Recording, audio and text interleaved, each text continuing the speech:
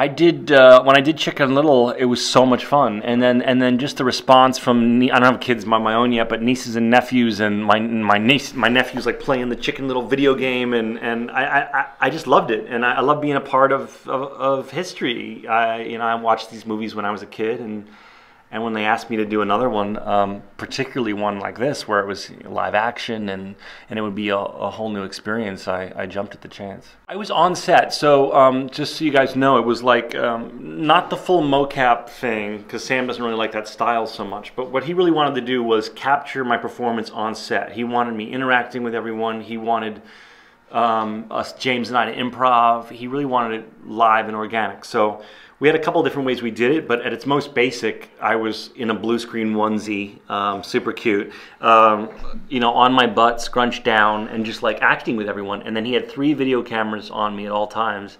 And then Sam edited himself that footage of me together and handed it to the animators. So when I would go see rough cuts of the movie before he was animated, in the upper right-hand corner, picture in picture, both me and Joey King, who played the China girl, would be on either side, and you'd see our faces acting out and doing all the things he wanted the animators to copy. And I was even there sometimes when Sam would be like, he'd pause it and say to the animator, see what Zach's face is doing? And you have him a little more like that. I want it to be more like that. So he really wanted the humanity of the characters to come through.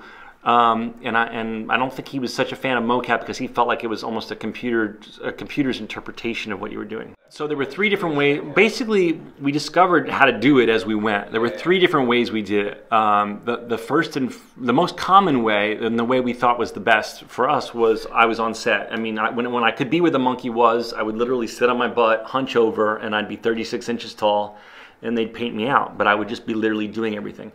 Then, when I couldn't be where he was, sometimes there was a full-scale puppet, and I would operate the puppet, and that way I could kind of do stuff like leaping up and doing that.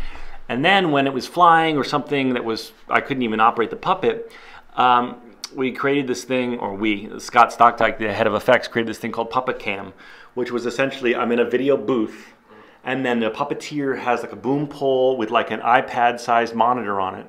And then I have James has an earpiece in his ear, and he can see me. There's a lipstick camera on the edge of the same boom pole. So we're essentially looking at each other like a video conference, and I'm acting it out, but he's on set, and that way the puppeteer could, make him fly and do all sorts of things. So this will one day be a really rad Blu-ray feature, but in the meantime, you guys got to use your imagination.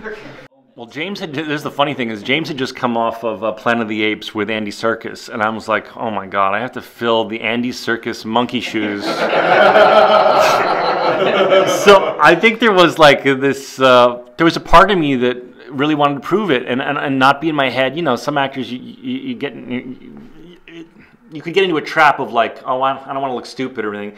But I did Scrubs for 9 years. I did a lot of stuff where I was doing stupid stuff. So I just dove in. I was like on the ground being the monkey, and Sam loved it. And obviously you want to please your director. And so I just went for it. I was just full on, all the gestures you guys saw in the movie, some of the things he does, the whole swiping, I decided that he would be an easy crier, so I came up with this thing where he's covertly swiping his tears away from Oz, and all that stuff we kind of came up with on the spot and in the moment. And that's what Sam wanted. When I first met with him, he said, we haven't really figured out this guy. We know he's Oz's conscience, and we know he wanted to be a little bit of comic relief, but we want to develop it with an actor. We want to cast it and then figure it out together. And that's a dream role for me. He is the most collaborative person I've ever worked with, and on this scale, with so many hundreds of people working for him, it was amazing that he could give every single person their one-on-one time. So zen. I mean, you know the stories of how even if it's 2 in the morning, he's got his tie fully knotted all the way to the top, and he's just he has 5 kids. So even though he's made those crazy horror movies, he really is a dad and loves children and is such a good storyteller. He wanted this to have, obviously there's a couple little scare moments that he couldn't resist. But if we remember the original, we all still have nightmares about those baboons. So, he wanted to have a couple of those moments. But I think he really relished the idea of being able to tell a movie that his kids could go see. There wasn't much written for him yet. When I first started, like I said, they were still developing him. I met with Sam in his office, and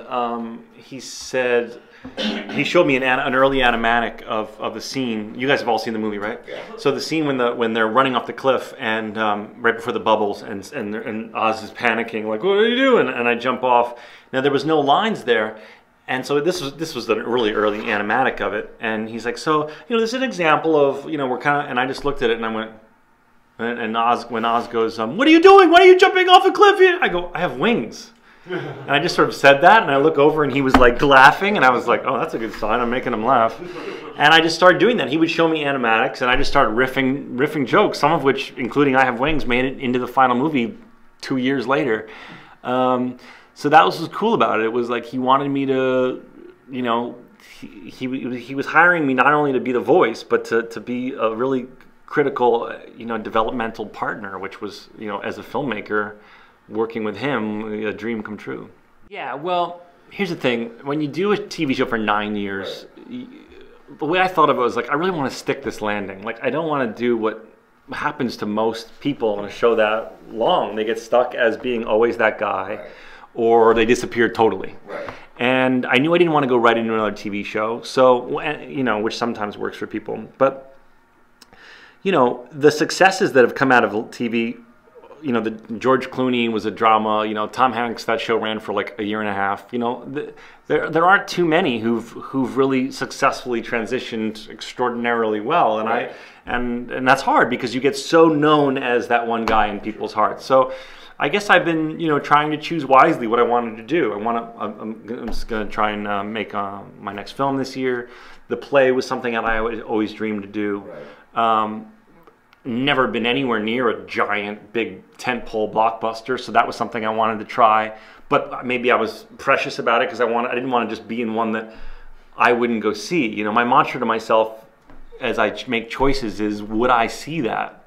And when I read this and saw the cast, and I would be like, yeah, I would see that in a second. Yeah. So that's how I kind of make my choices. And Scrubs gave me the luxury to be able to be picky and try and do things that I know that my fan base, who's been so supportive of me, will like.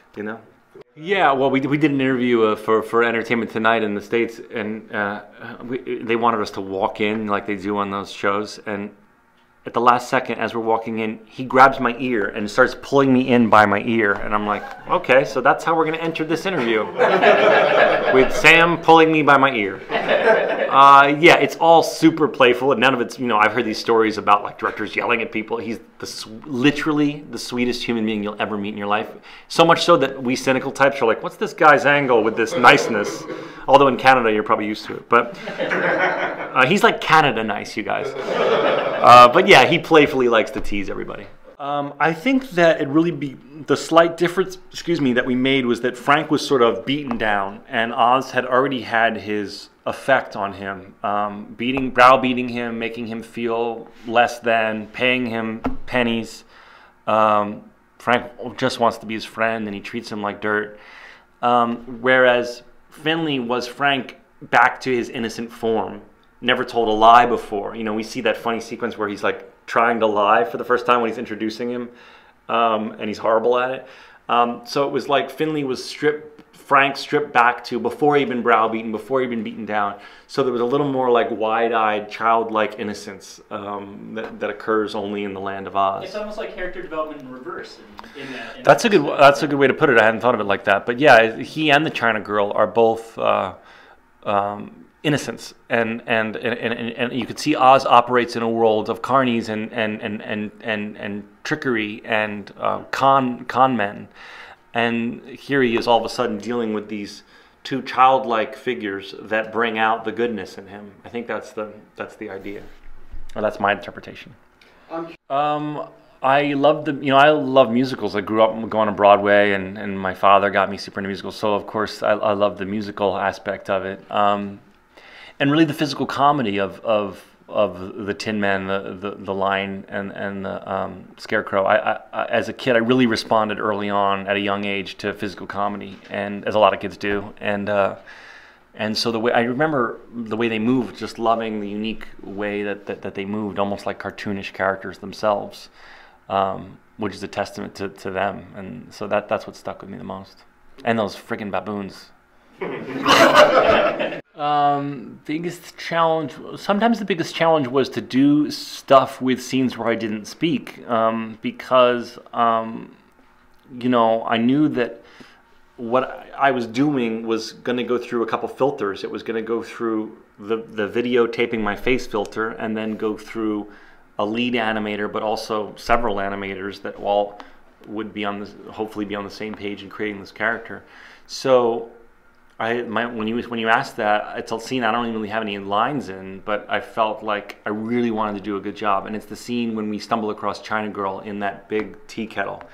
And it's one of my favorite scenes in the movie, because we were literally sitting in a giant tea kettle, and it was me and James and the marionette. Because for Joey's character, it was small enough that they actually had an amazing marionette puppet operate that puppet. And of course Joey just off to the side, and Sam. And it was very intimate, you know, so much of the movie had these big giant sets with these, you know, hundreds of extras.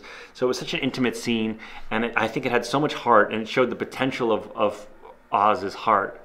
And the monkey's such a pivotal part of it, but it's all in facial reactions, and eventually that, you know, he was swiping away the tear.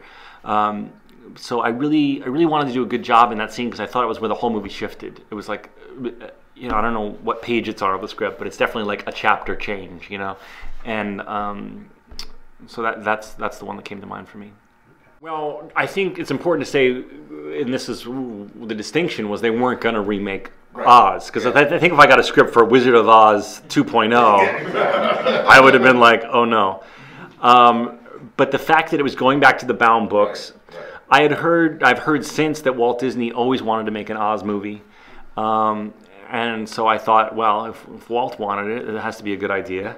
And, you know, it's Sam Raimi, this ridiculous cast, Robert Stromberg, you know, back-to-back production design Oscars.